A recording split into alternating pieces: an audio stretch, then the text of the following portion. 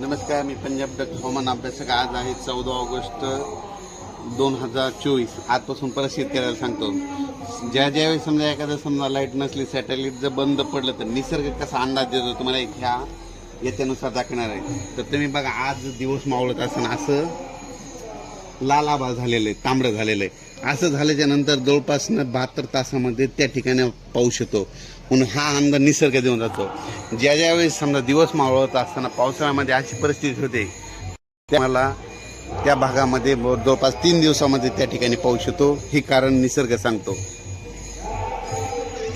राज्यामध्ये आज आहे 14 ऑगस्ट. सर्व शेतकऱ्याला सांगू इच्छितो, आणखीन तुम्ही काय करा, 17 तारखेपर्यंत तुम्ही शेतातले कामे करून घ्या. कारण की राज्यामध्ये 17 तारखेपर्यंत हवामान कोरडं व उष्णता जास्त राहणार आहे.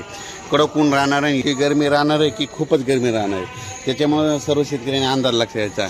आणि आता म्हणजे राज्यात आता म्हणजे 17 तारखेनंतर मग राज्यामध्ये पाऊस येणार आहे, म्हणून हा अंदाज लक्षात घ्यायचा. तर राज्यात तरी पण सांगायचं झालं तर विभागावाही बोलू तर सुरुवातीला काय आपण पूर्व विदर्भात बघू.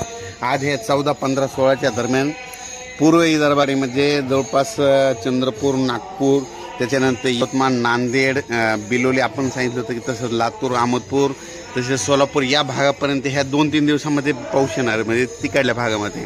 पण त्याच्यानंतर राज्यामध्ये मराठवाड्यामध्ये देखील स्थानिक वातावरण तयार होऊन रात्रीच्याला बी पाऊस येणार आहे, म्हणून ही अंदाज लक्षात घ्यायचा. म्हणजे सर्वदूर पडणार नाही, फक्त तुरळक ठिकाणी पडणार आहे, म्हणून हा अंदाज लक्षात घ्यायचा.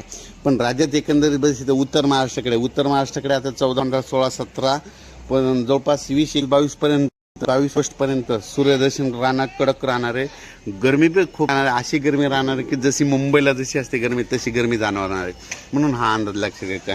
त्याच्यानंतर पश्चिम महाराष्ट्रात देखील पश्चिम महाराष्ट्रात, त्याच्यानंतर सातारा, सांगली, सोलापूर, कोल्हापूर त्या भागात देखील आणखीन 3 दिवस म्हणजे 17 तारखेपर्यंत 14, 15, 16, 17 ऑगस्टपर्यंत कडक ऊन, गरमी खूप राहणार आहे. आणि त्याच्यानंतर 18च्या नंतर सांगलीकडे देखील पाऊस पडणार आहे, म्हणून हा अंदाज लक्षात घ्यायचा. जर पश्चिम महाराष्ट्र आणि सातारा, सांगलीकडल्या शेतकऱ्यांनी आणखीन एक काळजी घेण्याची, कारण की परत एकदा पुन्हा आणखीन एकदा जोरात पाऊस पडणार आणि पुन्हा पूर परिस्थिती येऊ शकते, म्हणून हा एक अंदाज सर्व शेतकऱ्यांसाठी देत आहे.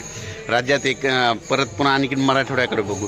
मराठवाड्यामध्ये देखील तुम्हाला एक सांगतो की आता 14, 15, 16, 17च्या दरम्यान कडक ऊन राहणार आहे. गरमी इतकी आहे की जशी मुंबईला अशी गरमी जाणार आहे. पण तुरळक ठिकाणी रात्रीच्याला अर्ध्या तासाचा 1 तासाचा पाऊस येईल, पण सर्वदूर पडणार नाही, फक्त तुरळक ठिकाणी पडणार आहे.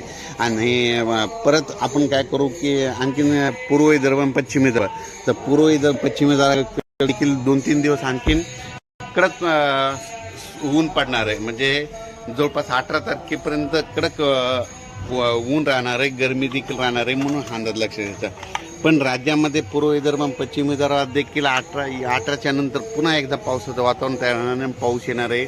म्हणून सर्वांना एक विनंती, आता ज्यांचे मूग काढायला आलेले आहे तुम्ही काय करा, 18 तारखेपर्यंत तुमचे मूग काढून घ्या. कारण की 18च्या नंतर पाऊस येणार आहे, पण जोराचा पडणार आहे, शेतातून पाणी बाहेर येणार आहे, म्हणून हा अंदाज. म्हणजे 18 ऑगस्टपासून ते जवळपास 2 सप्टेंबरपर्यंत चांगले 2 पाऊस पडणार आहे, म्हणून हा अंदाज लक्षात येतात. आणि तुम्हाला सर्व सांगू इच्छितो की निसर्ग कसा अंदाज देतो सर्व शेतकऱ्याला सांगतो. ज्या वेळेस समजा आज तुम्ही बघा, आज आहे 14 ऑगस्टला ना, खूप ठिकाणी असं तांबडं आभाळ झालं बघा. आजपासून बघा 72 तास मोडा तुमच्या भागामध्ये, त्या भागामध्ये पाऊस येतो का नाही. जिथं जास्त तांबडा आभाळ दिसतो त्या भागात जास्त पावसाची हजेरी लागते, म्हणून हे अंदाज तुम्हाला निसर्ग सांगतोय. म्हणून हे तुम्हाला एक माहीत असं म्हणून खास करून परत एक कालच अंदाज दिला होता, पण परत एक आज देत आहे.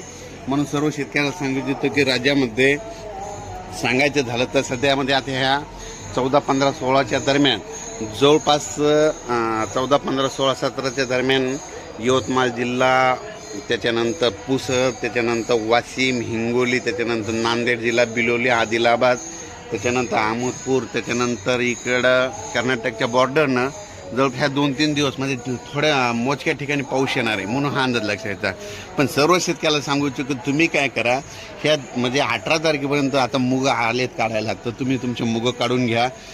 कारण की 18 ते 2 सप्टेंबर दरम्यान चांगला पाऊस आहे. मग त्याच्यानं पाऊस पडल्याच्यानंतर तुमच्या शेतामध्ये हार्वेस्टर जाणार नाहीत.